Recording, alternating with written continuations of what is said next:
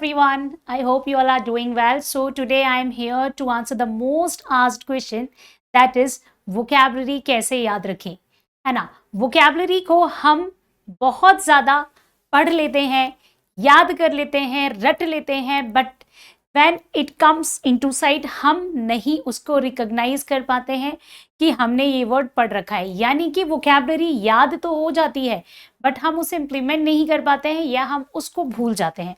सो इसका क्या सॉल्यूशन हो सकता है? इसका सॉल्यूशन तो उससे पहले मैं आपको वो मिस्टेक्स बताऊंगी जो आप करते हैं vocabulary को याद करने के लिए, है ना। तो vocabulary को आप कैसे याद करते हैं मैं आपको बताती हूँ। आप मुझे बताइएगा जरूर कमेंट करके कि क्या आप भी यही गलतियां करते हैं, है ना। तो सबसे पहले बहुत कॉमन मिस्टेक्स जो आप vocabulary को याद करने के लिए करते हैं, वो मिस्टेक्स ये हैं कि हम क्या करते हैं, एक किताब को उठाते हैं और उससे ए वाले सारे वर्ड्स हम याद कर लेते हैं, हम बी वाले सारे वर्ड्स याद कर लेते हैं। 100 पेजेस की किताब है तो 100 के 100 पेजेस हम ट्राई करते हैं कि हम इसे याद कर लें। यानी कि आप एक तरीके से डिक्शनरी को रटने की कोशिश कर रहे हैं, ठीक है। आपको याद हो सकता है कि आपने ये वोकैबुलरी पढ़ी, आपने याद हो गई, फिर आप किसी को बोलते हो पकड़ो मुझसे पूछो कहीं से भी, मैं इसका आंसर दे दूंगा, ठीक है, और आप उस पर्टिकुलर वर्ड का आंसर दे देते हो। तो आप क्या करते हो, उसको रटने की कोशिश करते हो और उसको रिवीजन कैसे कर रहे हो कि कोई आपसे पूछ रहा है और आप फटाफट मीनिंग बताते जा रहे हो।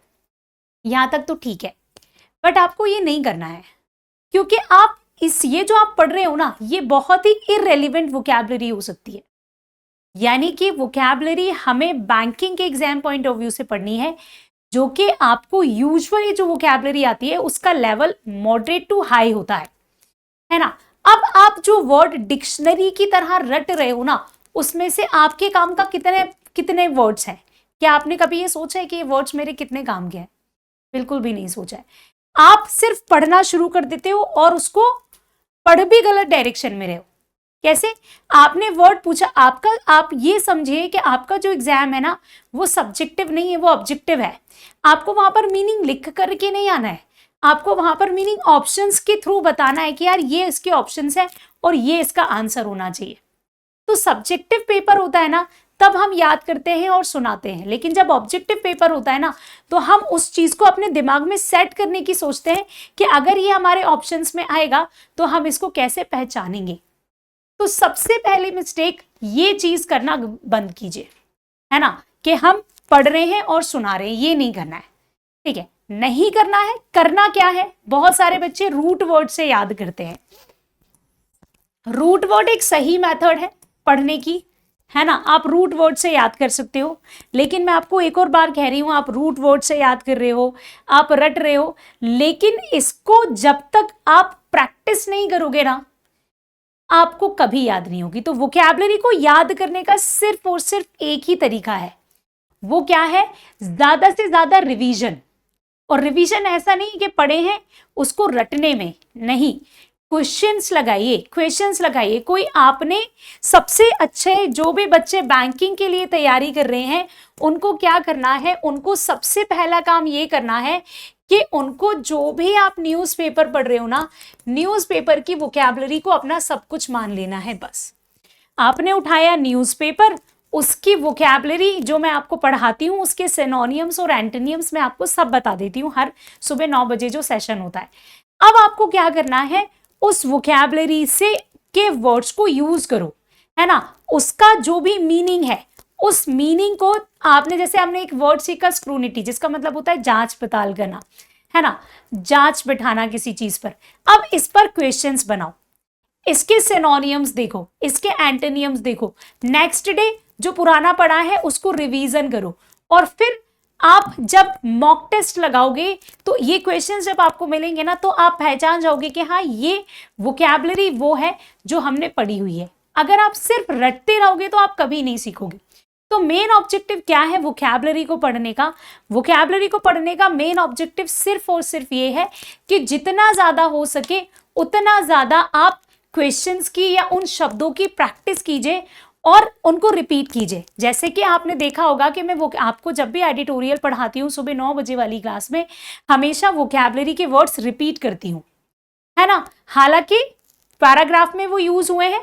हालांकि हम बहुत सारे वर्ड्स पढ़ चुके हैं, लेकिन मैं फिर भी रिपीट क्यों करती हूँ, ताकि आपका रिवीजन हो जाए और वो वर्ड्स आपके दिमाग में बैठ जाए। आपको याद होगा कि एम्पलीफाई हम हमेशा पढ़ते हैं, एम्बिगियस हम हमेशा पढ़ते हैं।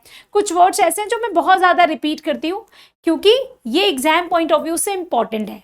यूबिक्वसनेस इंपॉर्टेंट है, ऑब्सिक्वसनेस इंपॉर्टेंट है, ठीक है। तो बहुत सारे वर्ड्स होते हैं जो हम रिपीट करते हैं और वो रिपीटेशन से सीख जाते हैं। हमें ना तो उसका रूट पता है, ना तो हमने उसको रट रखा है, लेकिन क्योंकि वो हमारी नजरों के सामने, हमारी आंखों के सामने इतने बार आ गया कि उसका मीनिंग हमें याद हो गया। तो बस इसी तरीके से आपको क्या करना है, इंग्लिश में खो जाना है, रीडिंग में खो जाना है।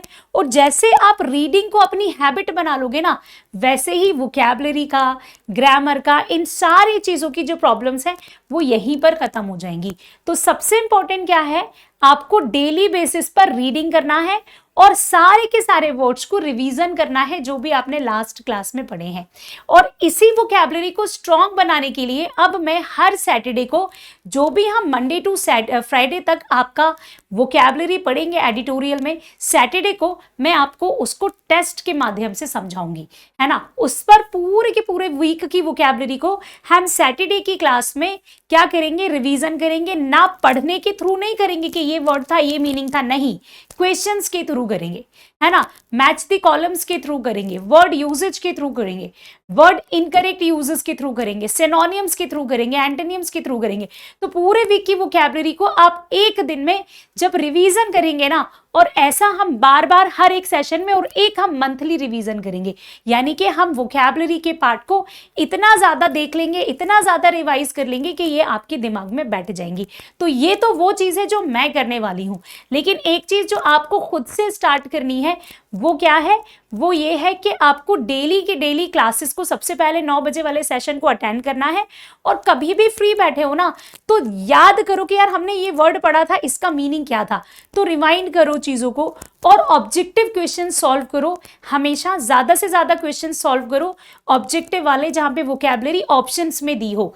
ऐसा बिल्कुल मत करो कि वर्ड को आपने रट लिया, मीनिंग रट लिया, क्योंकि एग्जाम में आपको ऑब्जेक्टिव सॉल्व करने हैं, ठीक है। तो आई होप कि सबको समझ में आया है कि वोकैबुलरी को याद करने के तरीके क्या हैं। इससे आगे आप मुझे डेली ज्वाइन कर सकते हैं 9 बजे एडिटोरियल के सेशन में, जहां पर हम वोकैबुलरी को और कॉम्प्रिहेंशन के पार्ट को बहुत ज्यादा फोकसफुली डिस्कस करते हैं, ठीक है। Bye bye, take care, thank you.